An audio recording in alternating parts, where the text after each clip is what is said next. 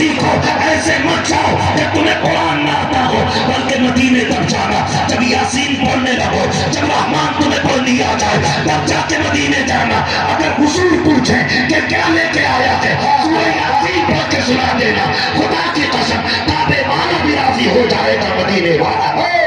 वाह वाह वाह, सुभान अल्लाह, माशाअल्लाह, जिंदाबाद जिंदाबाद। जलसे कितने होते हैं हमारे? मैं इतना जानता हूँ, रोज हिंदुस्तान में लाखों जलसे होते हैं। मेरे अंदाजे के मुताबिक रोज लाखों जलसे होते हैं हिंदुस्तान में। वाह वाह वाह। मगर एक बात बताओ, सुबह को फजर बाद कितने घरों से कुरान की तिलावत की आवाज आई? आती है आवाज? वो दिन बीत गए जब फजर होती थी, लोग नमाज पढ़ के निकलते थे, कुरान के अल्फाज की जो मिठा जैसा मुझे आज देखने को मिला। ये बस्ती वाले अल्लाह सलामत रखे इतना प्यार करते हुजूर से और हुजूर के घर वालों से कि कहने की देर होती, करने में कोई देर नहीं होती। सुभान अल्लाह। लेकिन मैं कहना चाहूंगा, आपसे इतना बताना चाहूंगा, ख्याल रखिएगा कहीं हमारे घरों से कुरान की तालीम खत्म ना हो जाए। आज फजर बाद तिलावत की आवाज नहीं आ रही, जिसे देखो डोरी दे दे, तावीज दे दे, हरकत नहीं हो रही है। तू तो खूब तकरीरें कर रहा, कोई हमें पता थे जिसमें सुबह 1 लाख रुपए दरवाजे पे पड़े मिल जाए।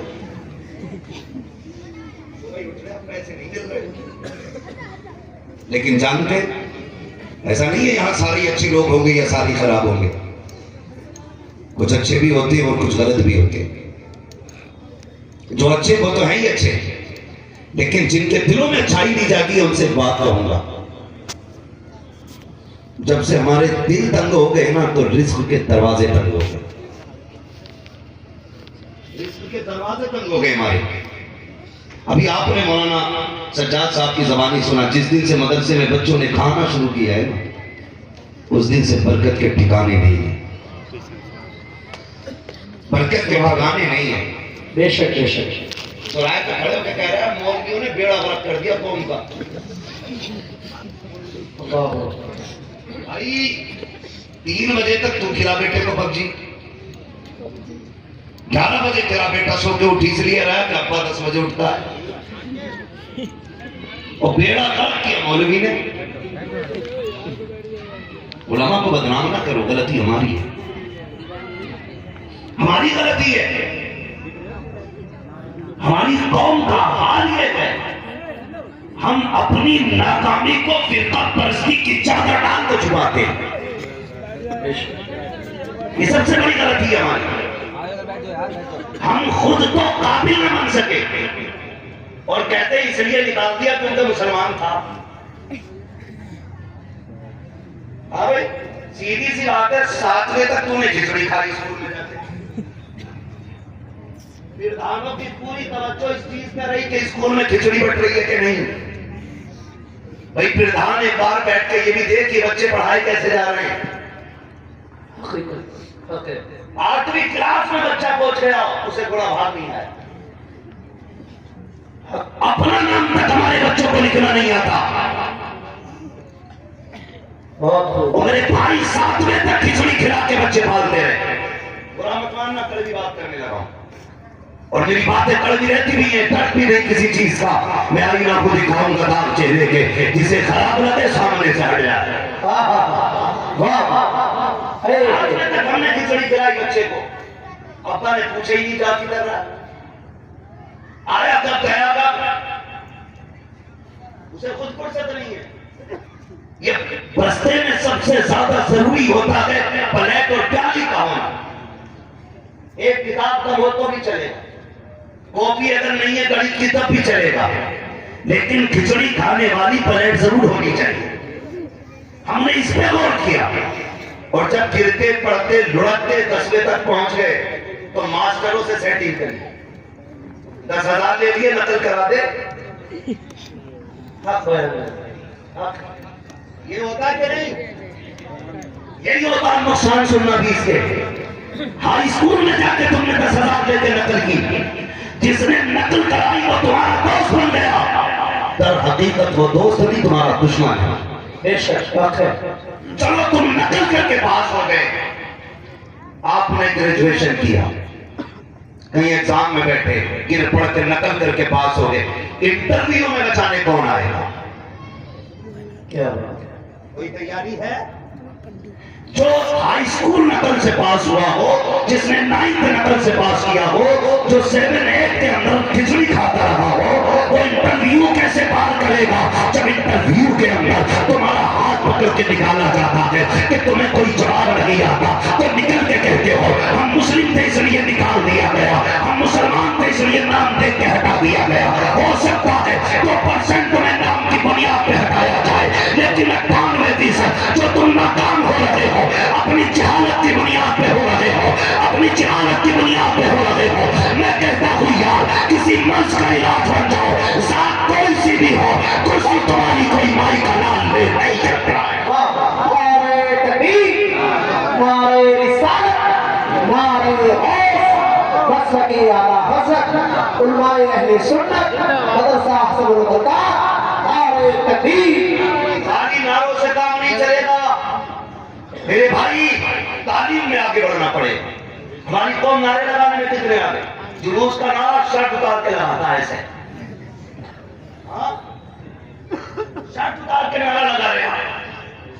मैं नारों का मुखालिफ नहीं, नारे उनके मुंह से अच्छे लगते हैं जो किरदार में भी नारे के लायक हो। बेशक बेशक, वाह वाह वाह, जिंदाबाद। औकात हमारी एक है सुबह से शाम तक माजा बनाते, रात को 11 बजे तक पतंगे बनाते और सुबह उठ के लब्बैक या रसूलुल्लाह के नारे।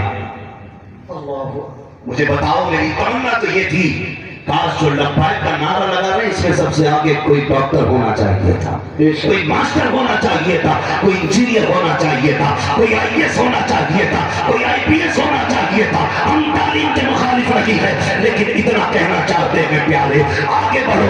मजा तब है जब कोई पूछे नारे लगाने वाला कौन है, कोई ये ना कहे ये जाहिलों की टीम है, अनपढ़ों की टीम है, और हर कोई ये कह दे किसी की जेब पे कलम लगा है, किसी के हाथ में कलम है, किसी की जबान पे कलम है, सब ये कह दे ये जितने नारे लगाने आए हैं एक भी जाहिल नहीं है, सारे दानिश्वर आए हुए हैं। तब दुनिया देखेगी खुदा की कसम, इश्क़ मुस्तफा सिर्फ अनपढ़ के सीने में नहीं बल्कि हर मोमिन के सीने में मुस्तफा का इश्क़ रहा। वाह वाह, जिंदाबाद जिंदाबाद, सुभान अल्लाह, वाह वाह। पढ़ते क्यों नहीं? वाह, आगे बढ़ते क्यों नहीं? हम मजारों वाले लोग, कौन से लोग हैं हम?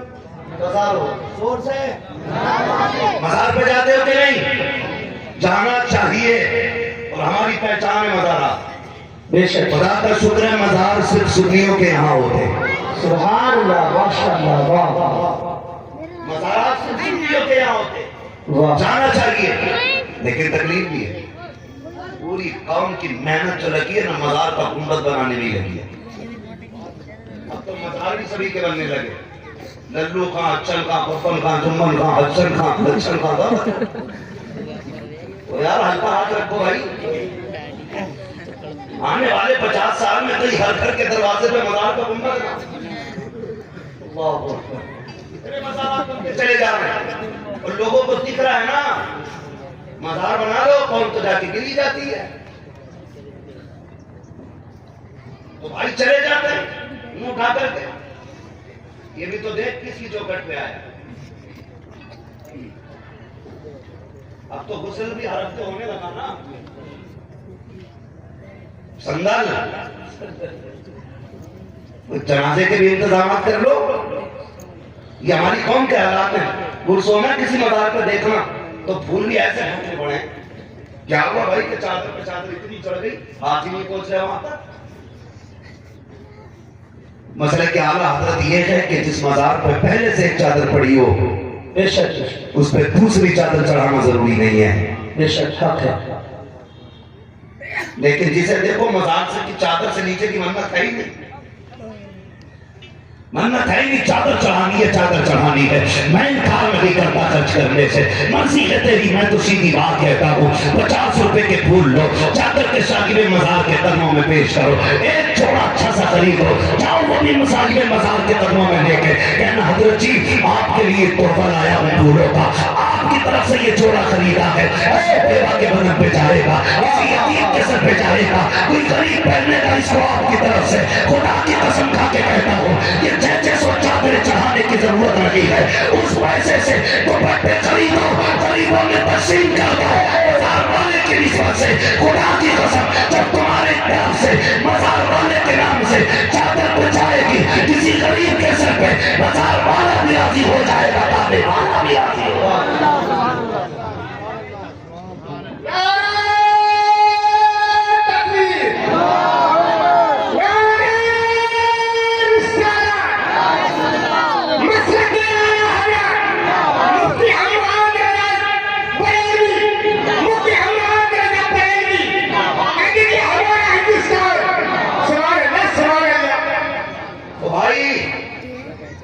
फजूल खर्चियों से निकलिए, वो पैसा कौम की तालीम पे लगाइए।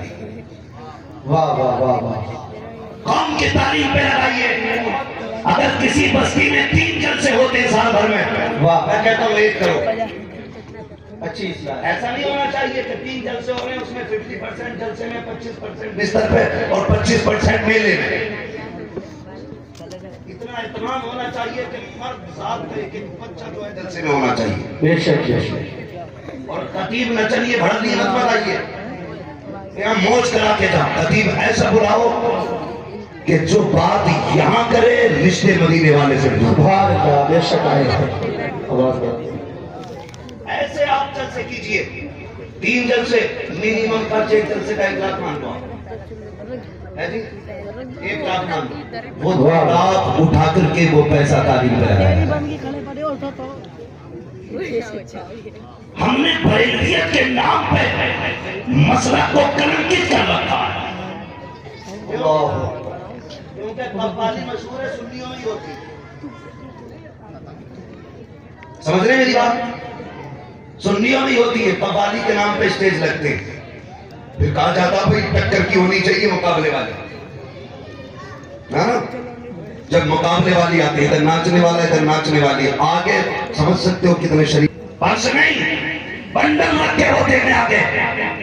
और जब गरमाई के साथ शेर इधर से निकल के इधर आता है और जवाब से बदतमीजी के साथ उधर जाता है, तब खड़े होकर के नौजवान, कोई मुखिया का बेटा, प्रधान का बेटा, जमींदार का बेटा, ठेकेदार का बेटा, खड़े होकर के गड्डी में यूं आग लगाया करता है, वीडियो बना करके, रील बना करके वायरल किया जाता है। आज तो मुखिया के बेटे की शान देखो, वैसे में पानी की तरह आग लगा दी। मैं पूछना चाहता हूँ, दौलत में आग लगाने वालों, जो तुम नचलियों 500 रुपए पैसे लगाते हो, क्या तुम्हें बस्ती में कोई बंदा नजर नहीं आया? क्या तुम नहीं जानते हो तुम्हारी बस्ती में कोई ऐसा ज़हीर बच्चा है जो तालीम हासिल करके आगे बढ़ना चाहता है, लेकिन गुर्बत ने गरिबान पकड़ रखा है? कोई अच्छी तालीम हासिल करना चाहता है, लेकिन मुफलिसी आगे नहीं बढ़ने दे रही है। बंद करो ये तमाशे, उस पैसे को उठाओ और जाकर उस बच्चे की तालीम पे लगा दो।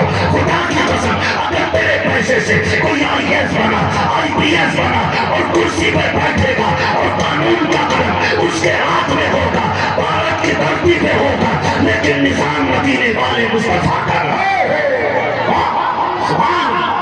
सुभान अल्लाह, माशाअल्लाह, जिंदाबाद जिंदाबाद, वाह वाह, जिंदाबाद। पैसा लगाओ तालीम पे, आगे बढ़ो। ये डॉक्टर मैंने पहली बार ऐसा बंदा देखा है जो फ्री दवा दे रहा है, मेडिकल से भी फ्री आ रही है। वरना डॉक्टर जल्लाद से कम नहीं है। गलत नहीं कह रहा हूं, जाओ हॉस्पिटलों में, कंडीशन देखो, बंदा मर जाता, 3 दिन ऑक्सीजन लगा के उसका फेफड़े चलाए जाते, बिल बना के मरने के बाद कहते पहले 3 लाख जमा करो फिर लाश मिलेगी। ये वाहिद हमारा मुल्क हिंदुस्तान है जिसमें लाशें बेची जाती हैं और शादी में इख्तियार आंखों पे पट्टी बांधे रहते हैं। भाई मेरा कहने का मतलब सिर्फ इतना है, अगर डॉक्टर हो बाद में गुलाम मुस्तफा हो पहले, हाँ गुलाम मुस्तफा हो पहले। जब दवा लिखे तो पहले मदीने वाले पे दुरूद पढ़े, हाँ दवा फायदा करे न करे, मदीने वाले के नाम से फायदा होना। वाह वाह वाह वाह, ये एक निजाम होना। मैं यही तो चाहता हूँ, डॉक्टर हो गुलाम मुस्तफा, हुजूर का नौकर, कई मानो को मैंने रोते हुए हॉस्पिटल से पलटते देखा है, ये कहते हुए बच्चा नहीं बचेगा। क्यों? और डॉक्टर ने पहले 15,000 मांगे हैं, जितने जेवरात थे बच्चे के इलाज में उठ गए, अब 15 रुपए तक नहीं है। खुदा की कसम, अगर उस केबल में या उस चैम्बर में कोई गुलाम मुस्तफा डॉक्टर होगा ना, कहेगा माँ पैसा बाद में ले, हुजूर ने बताया इंसानियत पहले है। सुभान अल्लाह। इंसानियत पहले है। अगर इंसान